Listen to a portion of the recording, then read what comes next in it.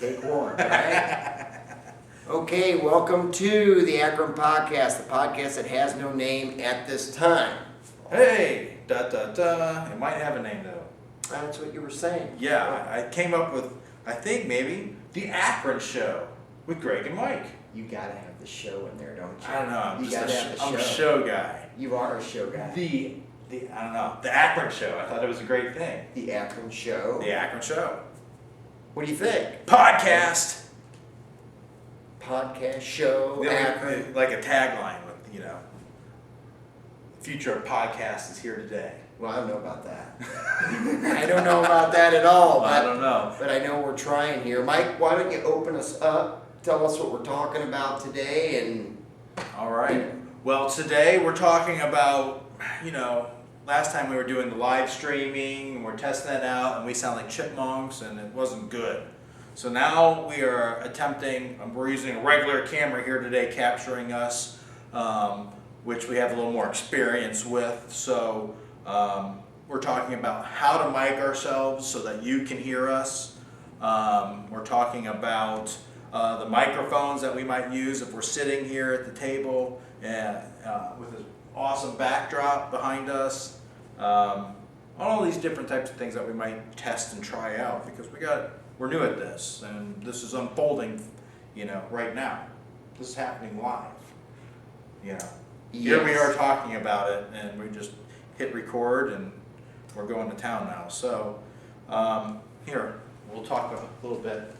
We'll show you. Right, and just to throw it out there, Yeah. I know nothing about this stuff. So Mike and I start this podcast. I'm thrown into this technology that I know nothing about. So I'm learning step by step. The idea is that if you're starting your own podcast, don't know anything about this stuff like I do not, this might give you some ideas. But what I've learned thus far is you need a camera. Yeah, we need a camera. You need a source. Number two, you need the microphone. A microphone. I learned within the last 3 minutes that the echoing, and we're leaving it this way tonight because this is the best equipment we have tonight. This whole show is going to be on putting the equipment together, and then Mike and I are going to see if this would be a good location to do the rest of the podcast. So that's what we're playing with tonight. And so Mike, without further ado, tell us about the microphone, the cameras, and all the other equipment that you find that'll be important putting this together. All right, we're doing this on a shoestring budget, so we need to tell everybody that as well. This is not high quality production gear. This is the microphone that we will be using and sitting down and talking into. Hello, world, how are you? And this is an Audio Technica brand from our friends up the street. Audio Technica is a company that makes microphones and audio recording equipment based here out of Stowe, Hudson area. Awesome. So they make lots of good equipment. This type of microphone is good for the desk, made specifically for podcasting.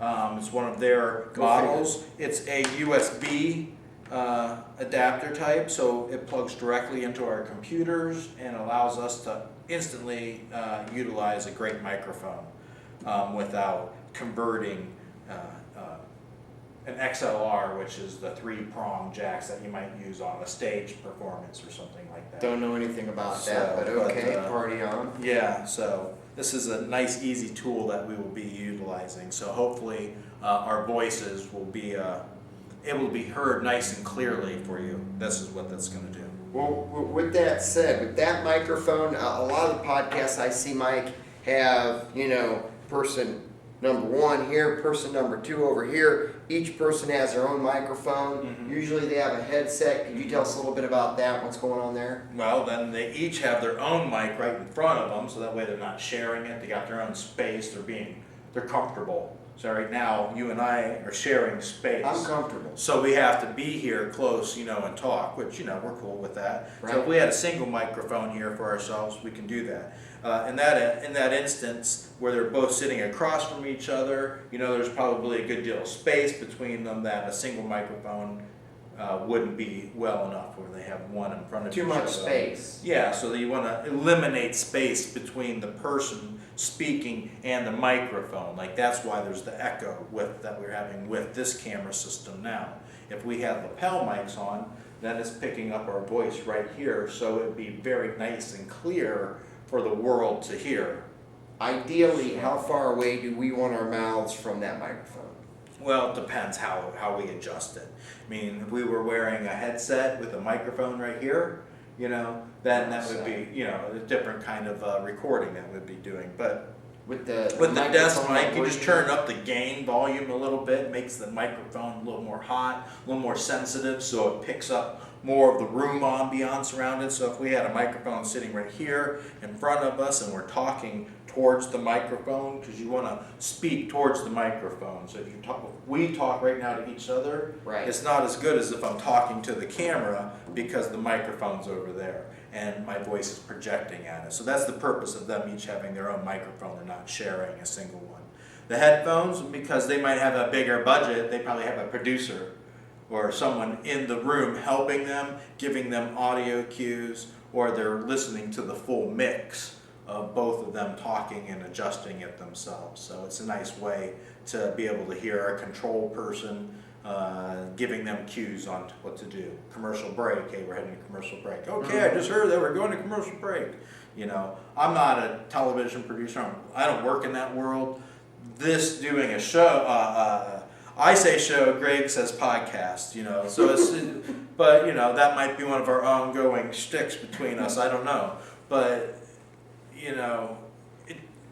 whatever it is, it's still recorded video that we're putting out there, and it's in the form of some controlled mechanism. So I call it a show because we're trying to come up with segments and things. I call the podcast maybe because we're putting it on YouTube for the world to see, on social media. Once we have a good working model to send to the world. So all these archives, we're not going to delete them. So people will be able to go back and see show number 1. This is show number 4. Yes. Right? We're in our 4th week now. Wow, we've been doing this for a month already. That's how it goes. Man. Zoom, we're on a rocket ship to death is what I usually say. But to keep it light and bright. We got a lot of new things that we're going to try. We're going to make this better. It's going to, week after week, show after show, we should see a steady improvement. Oh, heck yeah. Right, I think we're already making that happen. So back to the microphone. Yeah. About 2 feet, 3 feet, we're good. Yeah, I mean, if a microphone was here between us, here, let's just show everybody. Let's just do it. If this was our microphone sitting here on the camera here. Stand where you were standing at. I just want to make sure we're not jumping off the stage. Okay. So, yeah, everyone can see the microphone. If this was here right now and we're both standing here and we're talking with each other, we could address the camera, have the microphone here, and we're both talking. It's picking us up really good. What if we went right to if we both were standing side by side like this, feels like we're in a debate. Right. We should be like debating a topic. Well, this is actually most of the podcasts that I see. They do it this way, but they're sitting down. Okay. And it's a conversation. Having a conversation. We're at dinner table right now. Right. Now, I don't know what your dinner table is like, but we are. That's. Well, it's funny because as this method is, which the camera's really viewing the sides of our faces right now. Right. So we're not really addressing the audience that's watching us. We're addressing each other. And Tegan, my 4-year-old, actually mentioned that. She goes, Daddy, I was watching the Mike and Greg show. She's really thinking this is such a cool thing. And she said, the one thing that I noticed is that you need to talk to the audience. You need to face. So she got my face. She goes, Daddy, you need to face the camera. Here's the camera. Face it. And I'm like, really? She goes, yes. So she felt that we needed. So proud, right? Well, she came to me on this with this production value. So to her, it felt like we need to face the camera more. Absolutely. And talk more towards the camera, because then it's pulling the watcher in, like we're having a conversation with them rather than just at each other. Let's segue into the camera then, because I know we've got one camera tonight. Right. Tonight, this isn't the normal setup. At least I don't think this is going to be the normal setup. Maybe we'll change our mind on that. But you were talking about having a 2-camera setup. I like this, real quick, I want to say I like the standing setup.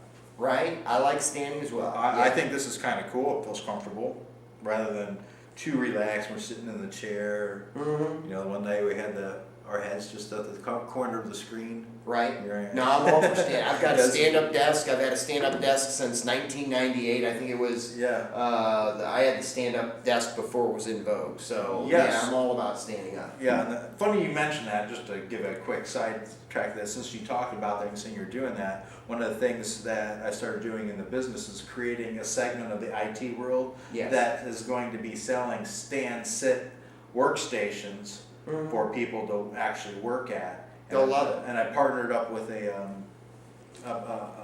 personal trainer that has a health wellness program that goes, corporate wellness program Mhm. that goes into organizations to help with health. So we're going to be having these workstations. So you kind of inspired me to kick myself in the butt to get that off of the ground, saying, Awesome. you were a pioneer in it. Yes, I So- got to toot my own horn on that one. Yeah, I've well, been I'll doing toot that. it for you. That's pretty awesome. Sweet. Yeah, I like the whole concept of the standing, and since I started talking with a couple other people, I already have orders coming in. I don't even have the product out yet, but people are holding up their hands saying, I want one.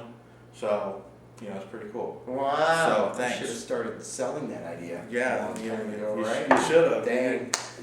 Too bad you weren't in that business. Yeah, well, at least I got a good idea out there, I guess. You did. I'll make sure once it's off the ground and we're making millions, we'll get one installed for you. Oh, that'd be great. You know. Compliments. Cool.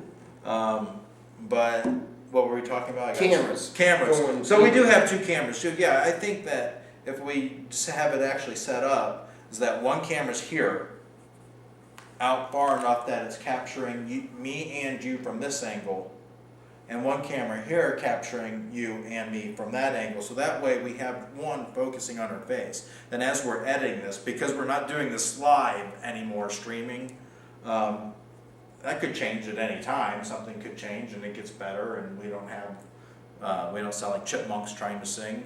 But right now, when we're going to do our own editing, which I have experience with, Mhm. so I can put together, raw video footage and make a pretty cool clip.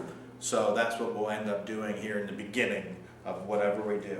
This is organic, so it can change in live. It's living. We're Yes. not beholden to any one thing. No. We do a couple shows here, do a couple shows there. We go out into the forest. We might go up to the RNC. We might go find some Pokemon Go. Well, there are plenty of things to do around Akron, of course. There's plenty of reasons to get out of this room. I gotta say this, apologize for this podcast, because I know this is the nuts and bolts. This is what it takes to get a podcast off the ground. The whole idea of this was, let's show two guys, two idiots, trying to put a podcast together and see all the things they have to put together before they actually produce the material that they're trying to put out there in the podcast. So this is part of it. It's painful, I know it. We'll get through it though, I promise. Yes. So cool. So you're thinking in regards to the cameras, we're standing up, or maybe we're sitting down, blah, blah, blah. We've got two cameras, one over here, one over here. This one's looking at me, your back. Yeah. One over here is looking at you, my back. Yeah. And then we're in business there Yeah. in regards to the video. Yep, and if we start getting viewership and we start making money from YouTube with the show, Right. then maybe we can buy a third camera that sits in front of us and captures us both, so we have 3 views to change through. So Yeah. if this thing takes off at all, we'll see how it takes off and see some of the goodies we can put into the podcast, and of course we'll go over those things as we go. Now, Yep. you mentioned editing. I know nothing about editing. Describe editing. Explain what the editing that you're talking about. Well, we have a piece of software, video editing software, and we take these raw tracks that we're recording. So as we had 3 cameras would be recorded into the software on 3 separate channels, basically, and you can see those. And then you can pick which channel is displaying on the television screen. Yes. And so the editing goes along where you find the hot spots where you start talking or I start talking, and I want to focus on you talking about a subject. I go and find the one that's facing you, and I say, okay, make this one at this point in time be the focal point. So now you're up on the screen talking, then all of a sudden I come with a counter rebuttal or something, and all of a sudden I come into the editing software and say, okay, here's Mike on this track, let's make him talk up on the screen now. And so it's a matter of finding the right point, putting them together, then maybe you have some transition effects, like a flip in the screen, as a You'll do all that. Yeah, a graphic flips around. Well, the software really does all of that. The software does the heavy lifting anymore. Even in programming today, people think that, the guys are in there writing the deep hard code, and yes, that does happen, but once you invent the will, it's stored away in a little library file that you pull in and you reuse that will 1,000 different times. You don't have to rewrite the will every single time. And just like that, and using video editing software, there's a lot of preset, effects like fades into the next screen. So you're not really developing that. You just grab the things and blend them together and then say, okay, this is going to have this kind of transition effect, and you have a list of transitions. Well, you just confused the heck out of me, to be honest with you. But sorry. Let me throw this at you. So when you say the computer software takes care of a lot of this, you had mentioned that we got cameras number 1, 2, and 3, and they're going to be going back and forth. Yep. Will the computer take care of when you're talking, the camera number 3 will automatically start viewing you, and then when I start talking, camera number 1 will start going, and then when I both talking, will camera number 2 hit that? There is software that probably does that. But that's not so. No, all 3 cameras would be recording at the exact same time, all recording the same thing that's happening. And you will manually make sure that camera number 3 was getting you while you were talking, the camera number 1, and then you'll hit if, when a camera number 2 makes camera number 2 makes its way. Then you would have that one go. So I'll probably watch our hour-long footage 100 times. It's a lot of work, man. So there would be 100 hours. So you can understand why a movie or a television show has a huge team of people that work behind it to make it successful. As even video games today, people think, oh, it's just a video game.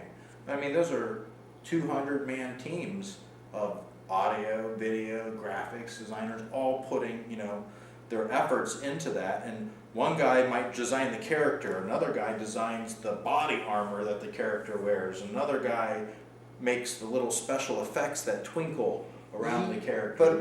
But that example is very complicated. In other words, we know that a cartoon or something like that's huge. This is just a simple podcast, and if you had told me that it was going to take all that work to edit that, I'd have been. It just lets everybody know that there's a lot more effort that goes into something like this after the fact. If we want to do a 3-camera shot. Absolutely. Every camera creates a lot more work to create the podcast. Sure it does, And is there a software out there that does that? There might be. I don't know. I'm sure it's very inexpensive. I've had the luxury of going into an actual video production studio that was millions of dollars. They had this millions of dollar video production screen system. They had a wall full of video, television movie screens. You'd go in the theater to see, and there was like 4 of them up on the wall, and that's what broadcasted their desktop, their computers. That was basically their computer monitors for using this video editing software. And it was just amazing the effects that they could apply with a touch of a button, and all those things cost money. That was $1 million system, but it was a beautiful studio. Well, it should it was $1 million. It better be, but then you see movies like 300. Where that was filmed on a green screen in the guy's basement. I'm sure it wasn't a cheap setup in his basement either. He was a popular film producer already, but the fact that he did it in his basement with all the actors shows the power of the computer. Because when I watched that movie, I didn't sit there and go, oh, this is horrible. I can totally tell that was filmed in a basement. No, the movie was great. It was an awesome movie, It was like, I wanted to see more of it. It was really... I haven't seen the sequel yet. Have you? I've seen too many movies, so I don't know. They put them together after a while. I might have. I know how that goes. Netflix, that will do it to you. Yes. We both talked about cutting television, so Netflix is our only form of entertainment. But so cameras. So we got that. We got the editing. We got the microphone. What other equipment is needed to get a podcast started? That's it. I mean, with all of that going, I mean, we tried the live. That was the easiest because we just get in front of the camera and hit the record button, right? And we just started talking, and it handled everything. It put it up onto the internet for us, and it was as raw could get because there is no editing. Right. Right? We can do the same thing with a single camera shot here and keep it raw and live, so, but as we grow, push the envelope. And if we're going to pre-recorded and then we're going to release it honestly as raw as possible, then, we can put a little bit more effort in behind it, such as you could be out and about with your cell phone and capture some footage, and we could easily pop that in to the edit. Right. So it's in this week's podcast. And another suggestion from Disco Steve is that we need to, once we get the podcast, the technology thing down, and then we're more focusing on the content that we're talking about every show, that we make, 5 to 10 minute segments and keep on track with that. So that way we can chop up our show into these 5 or 10 minute segments and release them as clips to the world. Good idea, Disco Steve. Yep. So, so I thought that was pretty good suggestion. So we'll do that. Still do our show, our hour-long show, but here's the hour-long show, and here's clippets of it.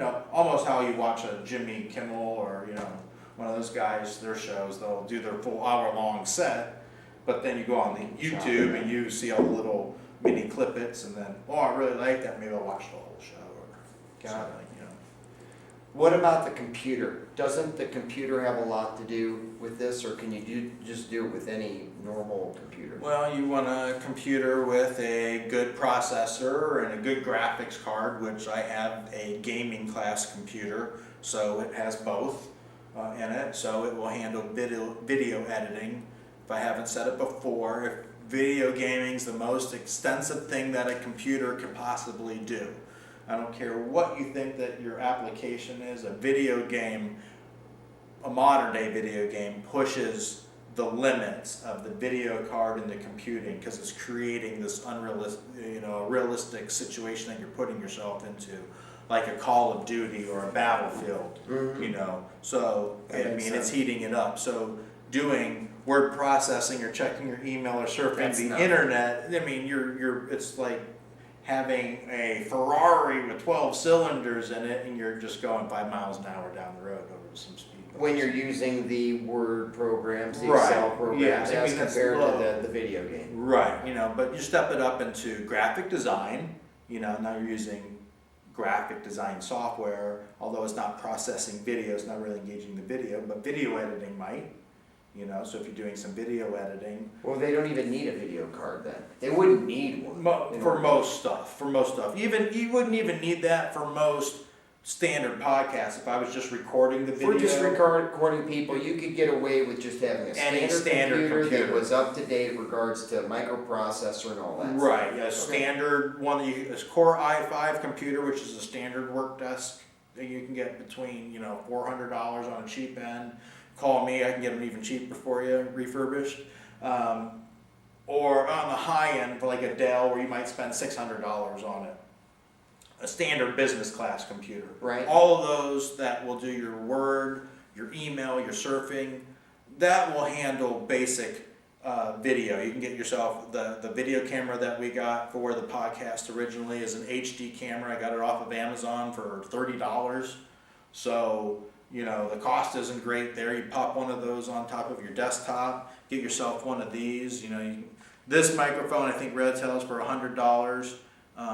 If you're near the Audio Technica store here in Summit County, Ohio, which most people here who are going to watch this are, go over to the Audio Technica store that they have once or twice a year. They have a garage sale, and they just get rid of all their older stuff. So I actually picked this up for $30. Nice. Over there. But you can get into this stuff really fairly inexpensive.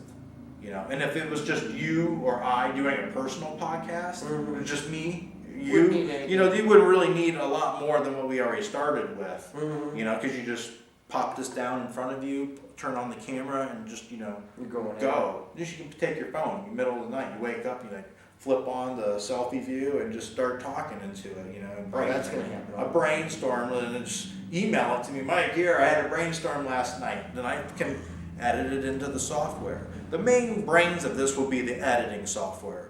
To talk about it specifically, I use Magix, Magix products, which I use for audio recording that we do for our band and recording that way. They also make video editing software. And so I use the Magix Video X software, and you basically load it up with audio tracks and video tracks, and then you just line it up just like you would see in a video, any editing type software, and you just chop up, cut, slice, dice, crop, blend, morph. Put it all together. Then you hit export as an MP4 file, and then that MP4 file you upload to YouTube. And then it's up in the world to see. That's in there. Yeah. Is it worth going into the YouTube and talking about how you take the edited material and getting it in there, or is that so easy it's not even worth talking about? Well, it's a point to talk about, because if you haven't done it, it might seem daunting, It would probably be daunting. Yeah, but it's as simple as going to YouTube, creating an account at YouTube. And then after you create the account, you log in, and there's an upload button. You hit upload, and it says, what file do you want to upload? You just find your video file, upload it, and then it takes maybe 5-10 minutes. Then it will be up there, and it will give you a thumbnail, so you can find the starting screen that you might use. Right. Or you can make your own, put a title on it, and then upload that as the thumbnail that the people will see, because that's what they're going to see when they go to find it, inside of YouTube, and then they'll click on it. So the thumbnail is important. But then you can put in like the title, the description. That would be the thumbnail, wouldn't it? What? The thumbnail would be the title. Well, there's a title segment. You type in the title of the video and the description of the video. Right. But then it shows the thumbnail. So you'll see the thumbnail, and then it'll have a title and a description beside it. Okay. So, it's like a 3-part thing. So you type in all these little details, keywords, tags. Right. What category should this be shown in? Entertainment, sports, whatever it might be. And then it's up there for the world to see. And then you say whether or not it's a private video or it's a public video. And if you want to make it public, you say public, and then you say, do you want to monetize this? And you say, yes, I want to monetize this. And it puts a little ad at the bottom of the screen, and then every time someone watches your video, you make a half a cent to a nickel or something like that for every time. So people then that have millions of views on their videos are making $100,000 a year just from people watching their videos. So then you're like, everybody's a movie. Then you're like, boy, I need to make more videos. I got to come up with 10 more of these shows. Then you're making $1 million a year off of a YouTube sensation. Just off of YouTube. Videoing. Do you think it's worth? I don't know if this would make it easier for the editing, or if you think it'd be a good idea. But what can you take and split the screen? So one of the camera, like when you're looking at the screen, it's you and me on the screen all the time. Yeah. So like they got CNN, and the screen kind of splits like a book, and it says Larry King over here, and whoever he's interviewing on this side. Yes. Yeah, and then you can have a title bar. Sure, the editing software allows us to do all of that. And that would make a podcaster. Mike is the creative, technical genius of the group here, so whatever creativity sends you in whatever direction. But that would be an easy way for somebody to set up the podcast. One, do a 2-person, just split the screen. Both people are on the screen the whole time, and whenever when both people, whether you're quiet talking or both are talking at the same time, you're going to catch that whole video. Yep, and we can do that on ours too. Got it. Yeah, we can do that. That's actually very simple to do. That's just already a pre-defined template. You say split screen, pop it up there, and it says video source 1 goes here, video source 2 goes here. And the editing has just been eliminated. There's really no editing then, because we're both up there at all times. So if I'm talking, you're over there picking your nose, the world's going to see it. See us. Why was I picking my nose? Why weren't you picking it? I'm picking my nose, see? Right?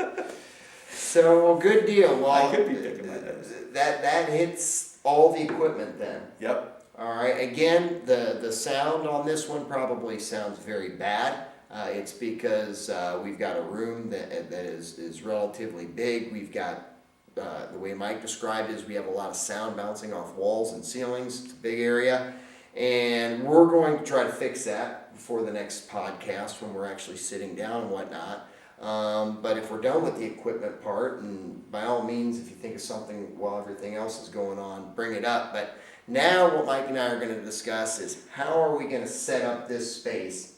And it sounds like, and I'm completely game, Mike, we're not limiting ourselves to this space, but we do want to get started. We do want to, call someplace our home so that we can start doing this thing, and then we'll probably venture out with new ideas like you were saying and stuff like that. But for now, we're going to look at this space and even see if it works. For technical reasons and all the other things that we're going to talk about, it may not be a good space. And what I learned today when Mike got here is that we're kind of strapped. So in my mind's eye, I said, we'll walk around this room and we'll start talking about what we're going to do. And Mike looked at me like, I don't think that's going to work out all that well because we don't have the lapel mic. So we're already looking at possibly getting some lapel mics so that we can walk away from the camera and have good sound while we're walking away. And today that kind of limits us because in my mind's eye, I thought we would be walking around the room talking about things, but we can't because we don't have the right equipment to do that. So if we had a selfie stick and we could walk around like this. Yes. But you see people do that? I have seen people do that. I don't like that. And yeah, it makes for an awkward. To make that even better, you've seen them go on the what are those called? They've got the wheels. Oh, segways. Segways. Yeah, you got the guy on the Segway and the stick, and it's kind of like you get a little sick because he's moving around, and you kind of get these circles and whatnot. But so what we're going to try to do is kind of just talk out, and we're going to try to keep somebody disciplined to stay at this table. If somebody goes somewhere, then that person's going to try not to speak, and we'll move things around and kind of talk it through. So. All right. Just some things with the room, just so you know. Obviously, we got the windows right there, and the curtains are open. But one thing we can do, and after I explain this, I'll go over and show you, is we can close the curtain. It kind of puts together a nice backdrop. So I'm going to go ahead and do that right now. Here goes Greg closing the drape.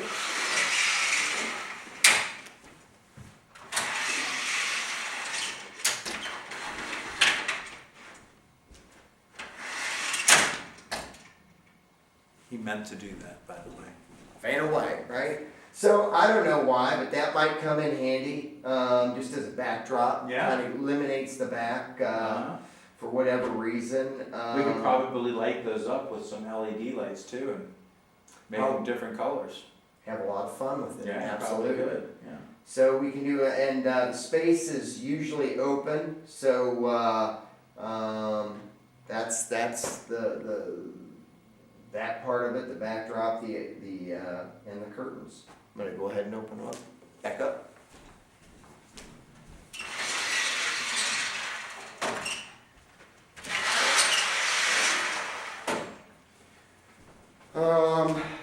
Let's see. So I'm thinking table right in the center. Center of the window, probably close up. Tables that I have around here, I've got a poker table downstairs, but of course we're not standing. Mm-hmm. I like the standing. Right. We could just move closer to the window with this setup. I like this. Are we thinking something as simple as this table?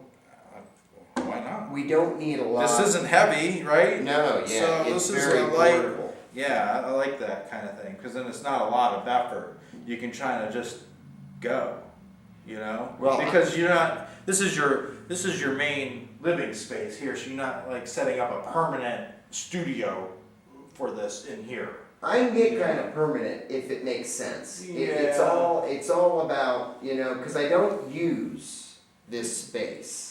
I go to the kitchen, I go to bed, but this space, other than the I balance see beam, you have the balance beam out. Charlie plays in here though and stuff. but pitch ideas Right. is what I'm saying. Yeah. I'm pretty open. I like this because you setting up a permanent desk or something like a studio like that. Like ideally, in my mind, if we were to set up an ideal podcasting room, we'd have a green screen behind us, and we would have a proper desk that we're sitting at. That looks like a news center desk, and we can sit behind it and be comfortable, and then have a multi-camera set up with strobes, the strobe lights to light us up appropriately. Then with that, we could put whatever we want behind us on the green screen. That would be the ultimate studio setup. If we You've have, played with green screens before. yeah, I've done green screen recording and stuff like that. I said we were doing exercise videos and things like that, so it was done on a green screen. Hard to do when you don't have the proper lighting though. So that's why. Let's talk about the lighting, but everything. Do we have enough light? In here, and we're gonna have to really watch the Lighting's video. huge. Yeah, lighting is big because if you can't see us or we look dim or blurry, the light's not right in the room. That's something we want to address as well. I imagine as we move along, we're going to invest in some equipment. Some upgrades like actual studio strobes and things like that, because it really just depends how we want to do things. We can keep it as raw as this, or we can get super into the production value side of it, where we want it to look like it's something off of CNN, or a late night television show style set, where we have that kind of setup. It really just depends where we want to go with it. So again, it's living. Who knows what we're going to think in a year from now from doing this. So I don't. It's a spectrum. Yeah, You can get as small as this, Yep. very, very raw, or you can take it way, way far and into other. Again, we are in Akron, and there's not like tons of Hollywood opulence around these parts, right? Oh, shame on you. Yeah. Maybe that's a good thing, right? Maybe that's a good thing. I don't know. It's not like we go down the street and see Ferraris driving around you might in other parts of the country. But in the summertime, there are a lot of wealthy people around here, though. So they do bring out their Ferrari on the good days that we have. But it's a rare. I saw a Ferrari yesterday. Did you see one yesterday? Yeah, that's good. It's a rare sighting, though, right? When you see it, it's a head turner around here. It's not like you see those all day. Like my brother's from Orlando, so he's like, oh, we see every single beautiful car you can think of. Bugattis, Lamborghinis, Porsches, All day long. DeLoreans. Akron, Ohio, you don't. No, it's a rare thing. Although people are different in these parts of the country. We're Midwesterners. Part of it all. Well, we're the from Pennsylvania through Michigan, Illinois. These people are all kind of the same, cut from the same cloth almost. They worked in the rubber plants, they worked in the automotive industries, they worked in the steel mines or the coal mines. That's what people around here do. That was the industry in the area. Farmers, It's what it's made up of. yeah, so, a lot of people, working class people. So People that can't afford Ferraris and all the other cars we're talking about. no, but we probably all had the poster on the wall with our dream car on it, and hopefully one day you I can didn't. drive it. You didn't? I never had a dream car. Never had a dream car? No. Hmm. No. Don't know why. Well, that's I good. would have liked to have. I'd like to have a really, really nice car, but I couldn't tell you offhand. What was your dream car? Probably when I was a kid, it was a Lamborghini, just because they were flashy and things. Today, now that I'm an adult, even if I had $1 million and I could afford a Lamborghini, Right. I don't think I'd buy a Lamborghini. I do like the brand new Corvette. So you get a vet. Probably get a vet. Maybe That's the how brand you- new one, I don't know. They're I don't nice. know. They are They're nice. Well, let's get back on track. Do we want to try to put this table where we think it's going to go and move the camera with us so that we have good sound, or what are your thoughts?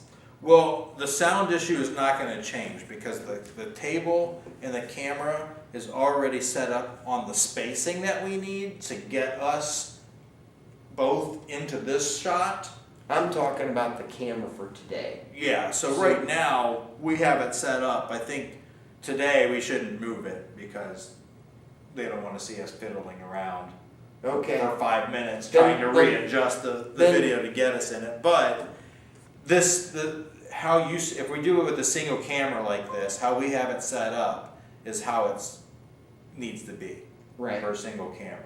But we changed with 2 cameras like we're talking about doing and using the laptop and the microphone, Well, I think we're gonna do that. then, that aspect of it's gonna change our whole setup. And so it's hard to set that up Well, without let's talk having about all that. So if we have, I'll bring the tripod, and I gotta grab my notes page, otherwise I will forget it next week. Where do you see this table? Where do you see the camera? We can move closer. I see you have some markings, so maybe we can put. Yeah, that's our fake springboard that Charlie uses. Maybe we can make a marker for us as well that says, here's where camera 1 goes, here's where camera 2 goes, here's where the table goes. Right. So then we can easily, every time, put things right back into those spots. Gotcha. Mm-hmm. But we want to get closer.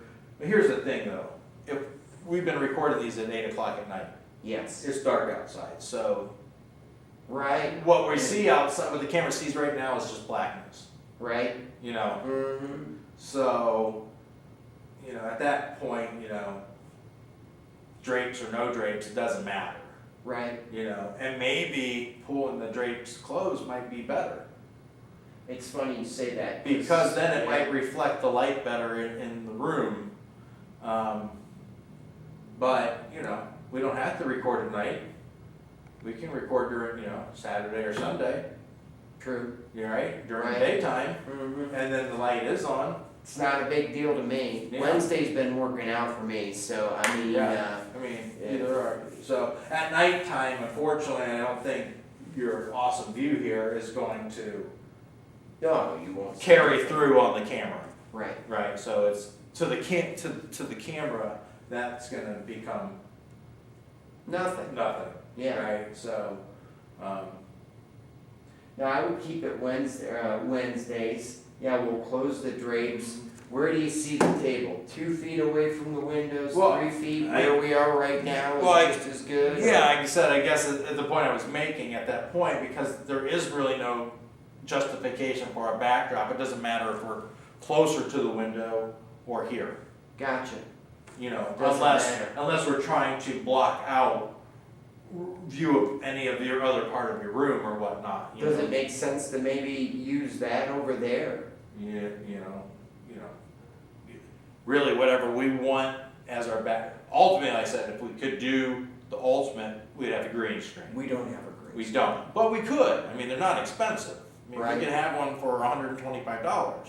Right? Boom, we got a green screen. Yes. Then, You like to buy little trinkets, don't you? no, I like to buy, Does Tracy give you a hard time when you go to Best Buy? I don't go to And- Best Buy. Wherever you go, where do you go? I usually shop on Amazon, Okay. but the things that I buy are things like that. When a But it would box be- comes to the door, does Tracy ever go, what did he buy this time? No, No. She no, says I don't really buy stuff. Gotcha. I buy things that I think that I can use in, And you use it. When yeah, you get like, it, you use like it. I buy as a green screen. Right. That's what I would spend, if I saved up $125 to buy a green screen, Right. then I would use the green screen, because now it's part of something I would use in my daily making recordings, production or whatnot, something that's gonna be used. It's not like, Is it's there not like room- spending money on the new Pokemon Go game so I can have some Pokeballs so I can capture some Pokemon. That would not be the Well, how I and- spend my money. So if we got the green screen, you would like to have a green screen at your house. My You would ultimate, use it. my ultimate goal is where you saw my recording studio Yeah. downstairs, right? Well, So and the that's ultimate- kind of where I'm going with this. I mean, the does ultimate, what my plan is, because I do photography as well. right? So you didn't see my photography setup, but I have light boxes and I have white backdrops and black backdrops that I put up to do a photo shoot. Yes. Ultimately, I would like a green screen as well, so that way I can transform when we're not doing the drumming and recording of the band, that all gets pushed off to the side, then push, up goes a whole studio where I can pop out to do a photo session, a video session. That's my goal in that room, is to turn that into a complete creative studio for myself, because when I get a bug up my butt, I want to pop in and do something. But a green screen is portable. All the stuff that I talk about is portable, so we could easily bring a green screen and set it here, and we got a green screen behind us, then whatever this thing saw, I can turn that green screen into the ocean.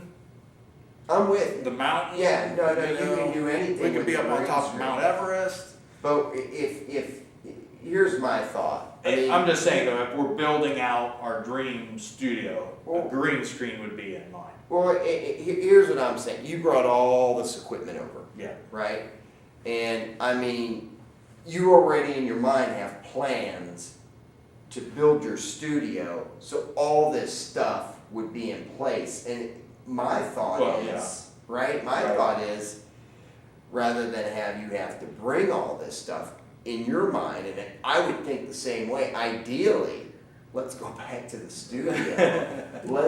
Do we have room so that we could, table like this, do we have room to do it in your studio? Yeah. And then, darn it, you got, when we get the green screen, and I'm saying when we get the green screen, it's there. Yeah, I mean, again, I don't want us to be beholden to a specific place, I don't think. I mean, that'd be nice that we have a place to go to do that when we want to do that. It's storming outside on a Wednesday. We're not going outside. Where are we going to go? Let's go, into the studio. Right. But hey, it's a nice day. Let's go to the park and I'm with you. capture ourselves. I'm with you. So I'm thinking. But I don't want to discount coming over here and doing it in your space either. Right. So why not you have up space that we can do it here? Oh, totally. I mean, I have a space to do this. I'm saying it doesn't matter. I want it to be portable, because if we're not portable, then they're very captive. It's going to be limiting on what we can go catch. And if we want to shine Akron and what we do in our town and the things that we have around here to do, I think it would be great to be able to go. You don't want to be shy to move, and I get that. I think that makes a lot of sense. At the same time, all the equipment, I mean, I don't care. This place is open. We can use this anytime. I'm thinking, from your point of view, I'm thinking home base. I'm thinking all the equipment. It's obviously going to be a heck of a lot easier to be able to, It took me 10 minutes to put this together, to bring here into my backpack. I brought it over in a backpack, so. Right. And this is everything that I think that Not we would an be. issue, Hibbard. It's not an issue. Okay. It's not an issue. So, again, let's be free to move how we want, Yes. So I like the Hibbard location. And then we have the Taffy location. Yes. We just gave our last names out to the world here. Yeah, you did. So, I'm sorry. You can edit that out, I guess I can! Yes. There was a whole Yeah, see, there goes the authenticity. Authenticity, yes. Well, sometimes some people need those things, but I like your table here. I have a table that we don't use either. That's a tabletop. It's a little taller, I think, though, so it comes up to This here. would have been nice if it was. This is good for your house. I have one similar. I like the standing. I'm buying into the whole motion of this standing thing. Yeah. I really like it. I'm a computer geek. You never work standing up. No, and now I started really realizing that. Oh, it's magic. And It's magic. I hit 40. The age 40. I'm gonna be 45 this year. I hit the age 40, and I could feel all of a sudden my body felt different. All of a sudden it's like, well, my knuckles felt tighter. They didn't feel as limber. Things started clicking and clacking. I'm like, Really? where's that? But, I ski, I've been skiing since I was a kid. I played hacky sack, I played karate, and, I play with, guitars, and I sat at a computer like this since I was 8 years old. Sitting clack, clack, clack, clack, clack for hours. Right. You know? So I've done that. So I'm feeling it in my body because I sit. I'm sedentary Yeah. mostly. Yeah. 9 to 12 hours a day.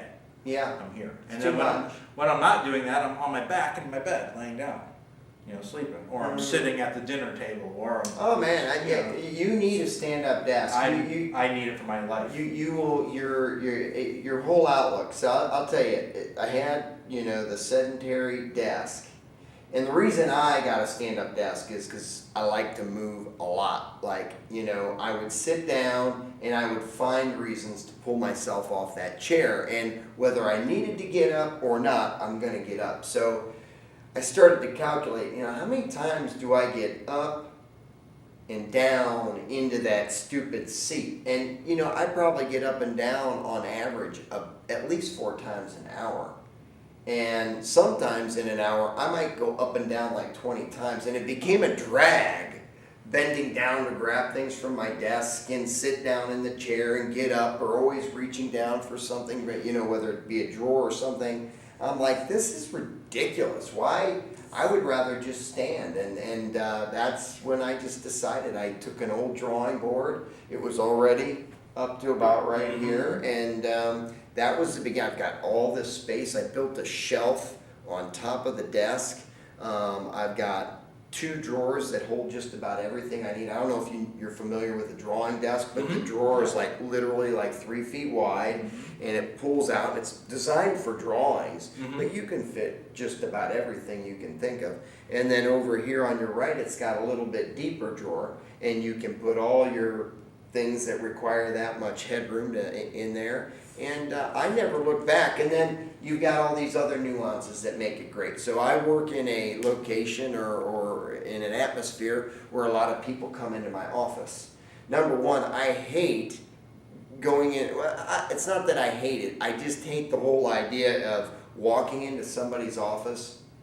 They've usually got the big fuzzy chair, and then you've got the little wimpy chair, and the person sits in said wimpy chair, and the boss is sitting there, and he's got the the stuffed bull on his wall here, and here you are, and I don't like that. That puts a lot of feel into the room. My desk is in the corner, and when somebody walks in the room, I turn around, and now there's space. Right? There's no desk between you and I. Let's have a conversation. Is there a problem? Are we talking about something innovative? Are we getting into something? And it just creates a whole more full atmosphere and takes away some of the hierarchy, I guess. Yeah. So, and then I don't have to walk around my desk to get to the door. Usually the desk is between you and the door, and you've got to walk around that stupid desk every time you try to do something. So the nuances, for me, it's made me healthier physically, and there's a lot of mental and things like that make it. I'm a believer. Yeah, you'll love it. Yeah. You'll love it. We'll be making that switch. Get a stool. I have a drawing stool, so if I do want to sit down, I can do that. Or I use it as a little makeshift shelf, and that works great too. And they have them. Hopefully, they still have them. They sell them right up the road here, right off of State Street. They have old office furniture. Yeah. Are you familiar with that place? The office. It was over here on Market Street, right? By St. V's, and they moved there, right? No, that place is still by St. V's. Oh, okay. And their office furniture seemed a little bit more nice, for lack of better words. It was more. It wasn't as beat up. Well, no, it's kind of between office furniture and real furniture. I went in there, it was a little bit upgraded. A little more This plush. place over here is more like filing cabinets, drawing, more utility type furniture. And I actually, first time I shopped there was probably it was in 1992. It's when I put all my desks and everything ready for college and whatnot, because you get a desk for like $20 back then. And you were in good shape. So yeah, sounds good. Take a day, get it figured out, and you'll never look back. You'll be real happy you did. Yeah, I can't wait, because sitting down blows. It does. Hurt you. Yeah, it does. Yeah. Yeah. Well, Hey, I wanted to talk about too, while we got some time here too, because Yes. we were talking about Pokemon and the Pokemon Go thing. So it's been happening all around us this week, and I've been observing it. So I thought maybe it'd just be kind of cool to talk about that for a minute. I'm sure everyone that has played that has realized that. I just wanted to give a few observations because I was at the festival. I'm part of the Italian festival that's thrown at the Cuyahoga Falls Riverfront. And as I was there at nighttime, I had the opportunity of staying afterwards and helping clean up every single night. So I was there till 3 in the morning. And I was noticing that Each night you were there till 3. So Friday night you were there till Saturday morning at 3. Yeah. And then Saturday you were there till 3 o'clock. Yeah. And then Sunday I was you there were there till 5 a.m. on Sunday. Yeah, I get to bed So- till 5 a.m. On Monday morning. Right. Okay. Yeah. All right. So so you got. So what'd you see? So it's pretty interesting. You know, you would think that kids would be playing Pokemon Go, right? Because that's a kid's game. I don't know. I just think of Pokemon as a kid's game. But as we've been doing this for a month and we realize time flies by really quick, kids that were playing Pokemon are now adults. They're in their mid-20s. They're 25 to 30 years old. They're married. They have kids. And that's who's playing this game. Everyone that was out there was in their mid-20s, full-on adults, with their backpacks and their phones walking around catching Pokemon. It was pretty amazing to see this. And a lot of people on their bicycles, a lot of people on skateboards were coming through, but there was a steady flow. And even at 5 a.m. Monday morning as I was leaving the festival grounds, here comes 2 kids with their backpacks on. I shouldn't say kids because they were definitely in their 20s. But at 5 in the morning, they were walking in to go catch Pokemon. The festival grounds had lots of Pokemon. Right. So I guess as more of these are caught in certain areas, they spawn more there. And so the more that it's caught, it progresses the spawning. And so it makes it a place to congregate. The cool thing about it was everyone was super friendly to each other. It actually got kids out from behind the computer playing in front of their TV.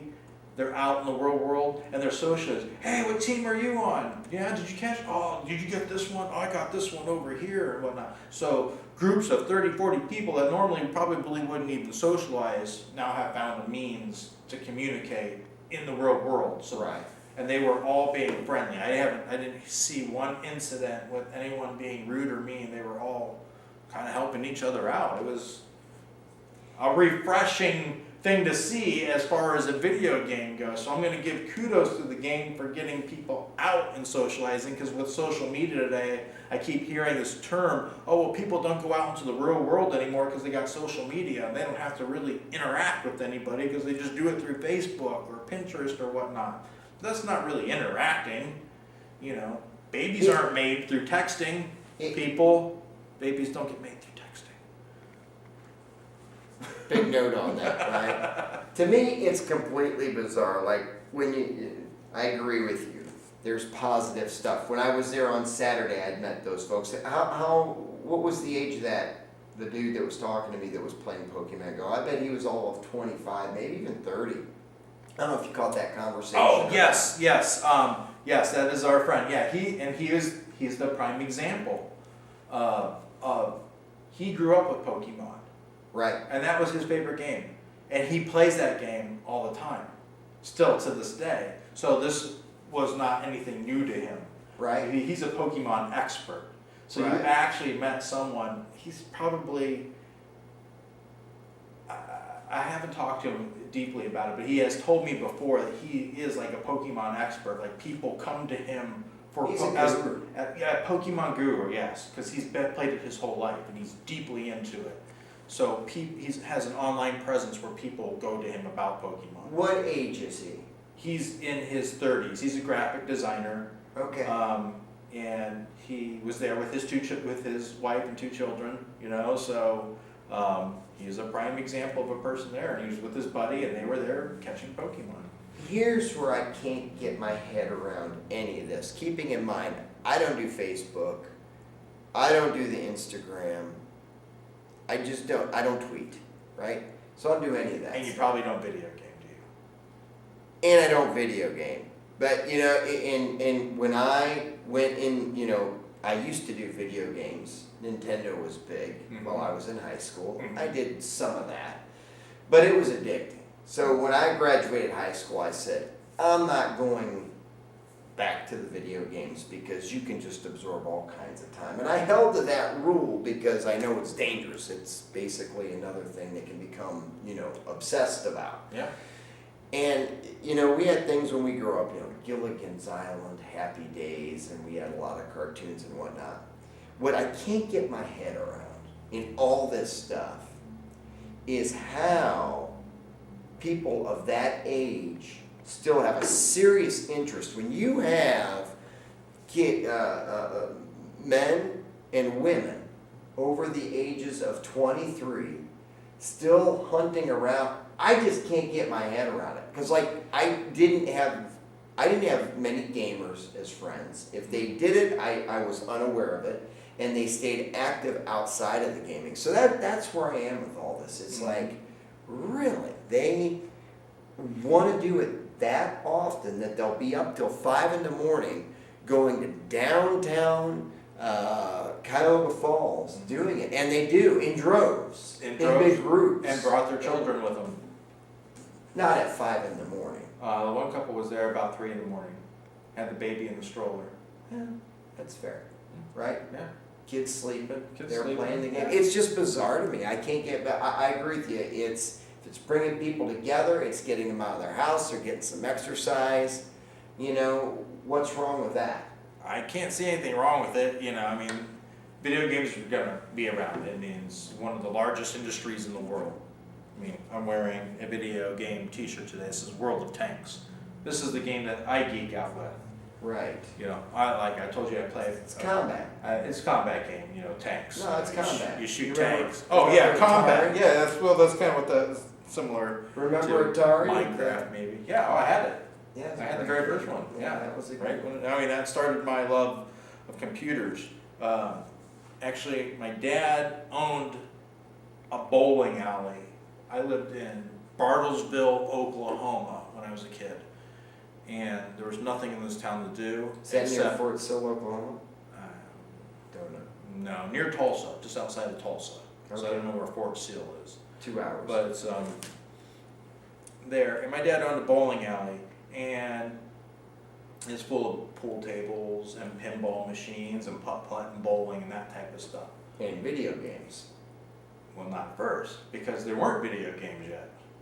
Video games weren't out. But I happened to be there at the time that the first video game was released. And, Space Invaders. Asteroids. Asteroids. Right, Asteroids. Lunar Lander. Spinning that little thing around. Lunar Lander, that was one that was in there. Centipede, Pac-Man, of course. You know, all these early classic You were in games. heaven. Oh, well, these machines that came in, and I was like, what are these? What in the world is this?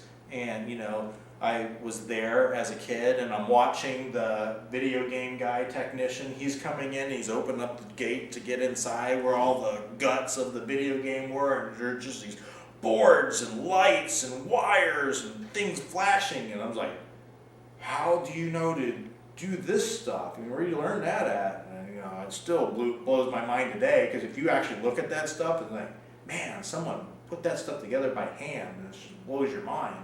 The circuitry things that they had to put together to do that. Because it's not done like it is today, you know, with PCB boards and laser cutters and things that do. I mean, that's all amazing as well, but I can appreciate that a robot can do that. But when you see the breadth of one of these things and the amazement, that's amazed me. Mm-hmm. So I saw that, and I was like, I need to learn how this stuff is done. I was already into electronics, like radios, like how's radio work, and what's the transistors, you know, I'd take them apart and put them back together, mod them, you know, try to make them different. Always did that, but then the video games came out. And so this is still kind of precursor to computers, really, or the personal computers. We didn't have those yet in our homes. So right when those came out, right after those were released, then out came the Atari 2600. Then we got all those games in our house as well. So of course I had to have one of those, right? So had one of those and played with those. but it was that. I can remember it still today. He opened up the door, like maybe to get the change out or something. Yeah, I remember that. But yeah, he would open it up, and I saw wires. inside, and just the circuitry and everything. I'm like, that's the guts. It's making this Pac-Man thing all over the screen, and it just blew my mind. Yeah, The spark mind, my mind did not blow. That's why you're into all this stuff. But that would, and that's why that sparked my interest for computers and technology and all of it. Audio and video and computers. They all go together. To me, it's all one thing. Yeah. Some people They're think all of them as stepping separate things. Yeah, but they're all little puzzle pieces that make up the whole picture of technology. Sure. That they all work together. So, some people say, "What do you focus on?" Well, all of it, because how else can you know how it all works if you focus on a finite piece of it? Because you have to see the big picture to build an efficient solution, right? Yes. So, well, at least that's what I feel.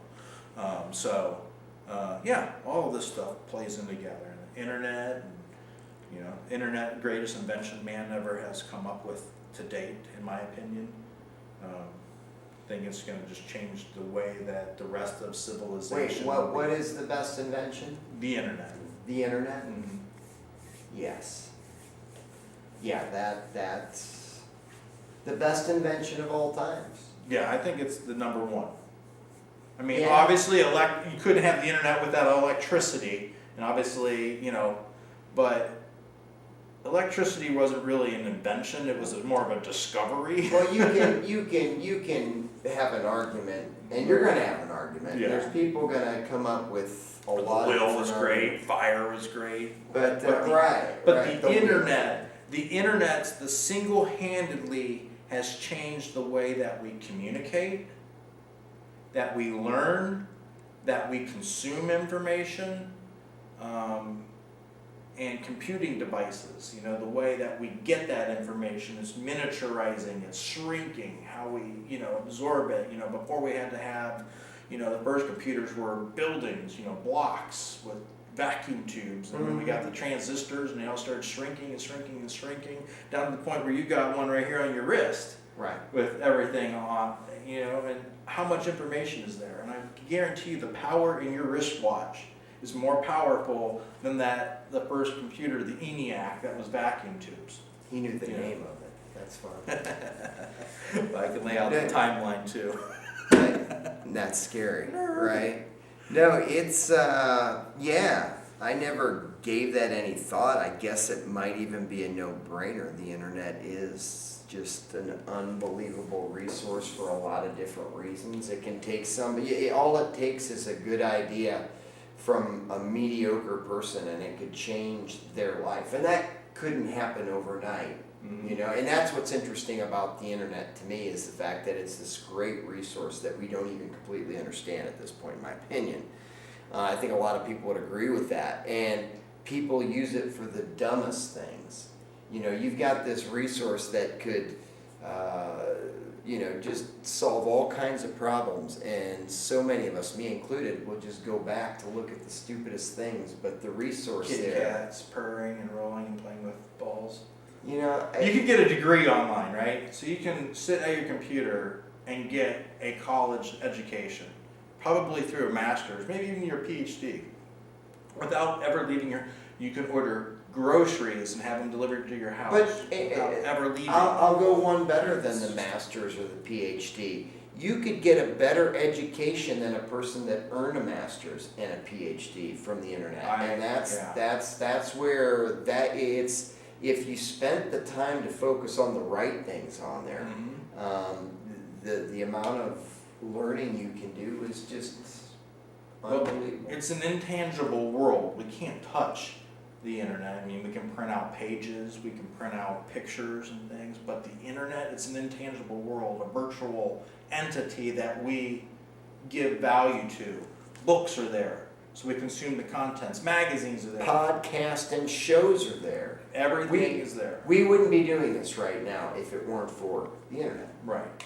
The internet, see, other technologies like television and radio and all that stuff was built, computers, it was built before the internet existed, right? So those are entities, but we had to have very mundane ways of delivering those technologies with antennas on our roofs and big antennas broadcasting and satellites up in this, the sky. The internet today has taken all of that need of that away. That's why we left. We don't have the antennas on our roofs anymore. Right. Although I do. I went back to the antenna to get my local stations, but all of this stuff has been convened through a single wire that comes to your house. A single wire comes into your house that gives you access to all of that. Mm-hmm. And just that small little pipe with whatever, millions of companies out there that all intertwine together. That's why it's called the World Wide Web of all these cables. So if this one goes down, they all kind of pick up. A lot of Great Britain went down today on the web, by the way. They had a glitch that went out there, so it didn't affect us, but it did affect. Think about. Great Britain went black on the grid. For how long? I didn't keep track. I know it was a few hours by time when I read the article that they were already down. That's scary. So, but right? yeah, I mean, it's funny to think, and I don't want to geek out in these things and talk about geeky stuff all the time. Geek out. You're good. But the internet, the way that it works, the United States government, military, developed the internet. I thought it was Gore. Al Gore. He invented the internet. Come on. I don't even think he was born at the time. I don't know. He claimed that he invented the I don't internet. think I heard the argument. I don't think he said that he invented the internet, but that he, through Senate, got it pushed through somehow to allow it to be released to the world to be able to use. I mean, yeah, I don't know. Al Gore, whatever. But the internet was built by the military. The United States military. Yeah, and it was called DARPANET. And they had built this now with some universities and some other very smart people that had companies, and they developed these internet technologies, back in the 1960s. That's when these things were developed.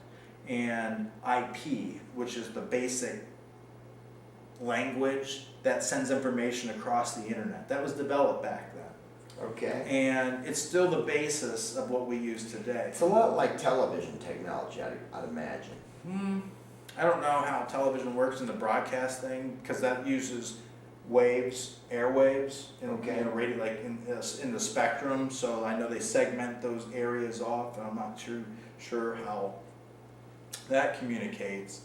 So, but with IP though, that technology is like, they're assignable addresses, and an IP address, it's like, you buy a standard mode router, Linksys or D-Link router to put in your house, it's going to be 192.168.1.1 or 0.1, whatever brand you buy. And that's an address that device has. But Time Warner, who gives you your internet access, has a block of addresses that are given to them on a larger scale. And then they distribute out the addresses down to your boxes. They give you a unique address, right? Because everybody has a unique address in their house. Right. Just like your house has an address for the mail to get to, you have a unique address for your internet. So all of these addresses that are given out to the world, like Europe, here you have this block of addresses. Right. Here, China, you have this block of addresses. Here, Argentina, you have this block of addresses. There's only so many of them. Right. But they're divvied out to these countries. And then they're on a domain level, like a .com, a .eu. And who runs this? The United States military. The government, right. Now there's this... Or government, right. There's an agency called Internic that actually manages this. But if you really piss the United States off, all they have to say is, okay, China, poof, off the grid you go. And they're no longer connected on, they don't have those IP addresses because they can turn it off at the master level. Because everything flows down, everything trickles down. So if you dam something above at the source, right, it can't trickle down anymore. So just like cutting off a river or a stream would stop the people below it from getting the water source. Right. So if the government controls the IP schemes that are divvied out to the entire world for the internet to work, they just go to the master, above the master switch, and then you cut off that section. You're right. Boom, it goes offline. So yeah, I mean, they can turn certain things off, and hackers can get into those master databases too, those master tables, and do damage things. So those things are trying to be highly guarded. Now, I don't think that the government would ever do that, but maybe they might, you know. They've got the power. They have the power, so if they really want to turn it off, they could. They could turn it off on Earth if they want. I mean, look, China turns it off on their people at their level, right? They say, okay, you can't access this anymore. You can't access this. I wouldn't know. You don't live in China, right? No, So, do no. not. But I can tell you that that's what happens. Wouldn't be surprised. We know that they filter, you know, things, and they often threaten Google and Facebook that if they don't abide by their rules or change something to abide, they're going to take away their access to be able to be in their country. You know, so. Well, let's see here, my friend. We're into this about 70 minutes now. To wrap things up, on your thoughts next week. Do we want to do it here next week?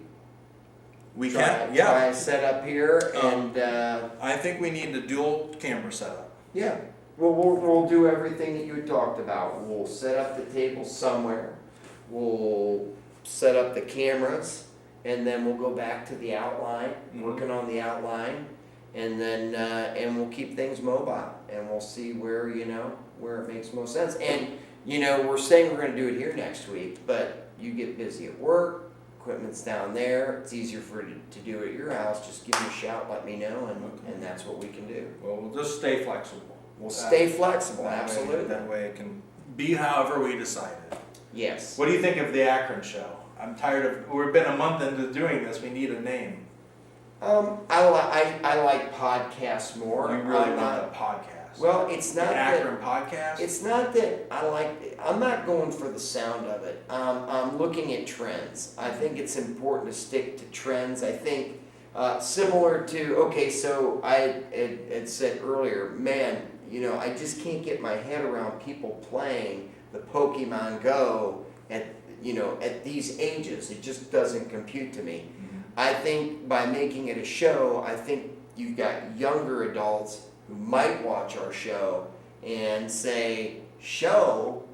Who calls it show anymore? This is on, but I'm not glued to anything. So, I think as long as it's got Akron in it, and I'm a soundboard guy, so the last week what I've been doing, which I don't think I like the sound of it myself, but everybody that I asked about this, I asked about 6 people, everybody went for Rubber City right away, and I like the sound of Rubber City. It sounds good to me, but everybody in Akron knows Rubber City, but does everybody out there know it's Rubber City? And I would say no, and I think our simple message from the beginning was this is Akron, and everybody kind of knows about Akron. So right. I think whatever it is, we need to stick on Akron. Right. I think so too. Rubber City, I don't actually think that we are the Rubber City capital anymore. So I don't even think that we hold that title. Right. I don't know. To me, I just never really liked that term because even though that the tire companies are here, Goodyear, Firestone, everybody knows them. They're here in Akron, right? We don't do it anymore. But we don't manufacture them here. We don't have black snow anymore. Like our parents grew up with black snow because the factories were pumping out tires, burning that soot, and the snow was literally black. And, they dumped their chemicals into the river, and that's why the river caught on fire, so good times. This stuff, I don't know. It doesn't have a connotation that we can cast out the Rubber City, but I like Akron. So you like podcasts. So what if we throw out the show part and we call it the Akron Podcast?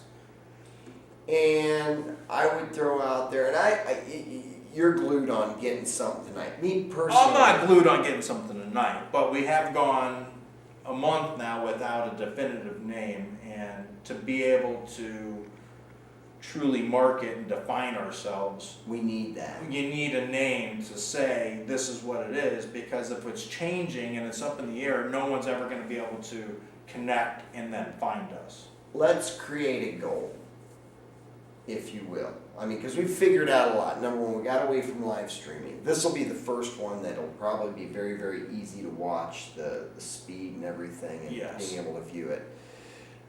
Next week, we will hammer out the name, because I'll throw this out there. In the name of the Purple Cow, you know what the Purple Cow is, don't you? No.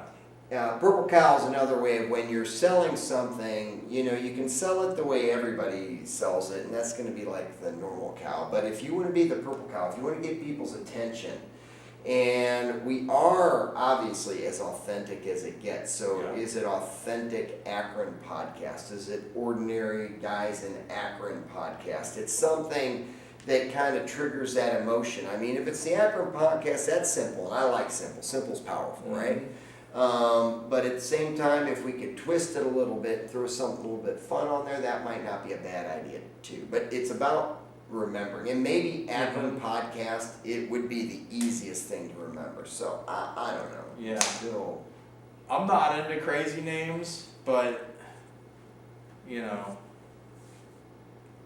you obviously want to. I'm into branding, right? So I'm into that world. But if you don't have something cohesive that people can grab onto and then remember and make it part of them, like let's just say we called it the Purple Cow, right? That's an abstract thing that people might remember. It's like, oh man, you see the Purple Cow? No, I haven't.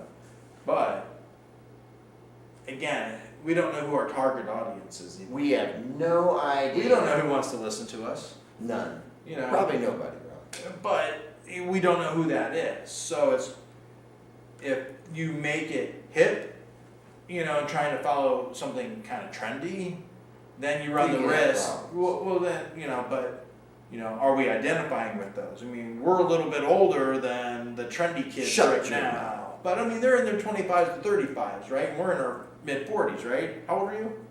25. Awesome. I'm gonna be 45. So I'm 46 now. I've got Okay. 2 years on you, but no, I hear what you're saying. So- and so you like the simple's powerful, Hibbert. Again, and well, I would people just will say remember that one.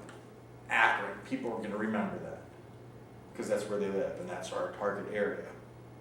So keeping it like that, if we say two guys from Akron, then things might get, they might not remember, was it three guys from Akron? Right. It starts, Getting too tricky.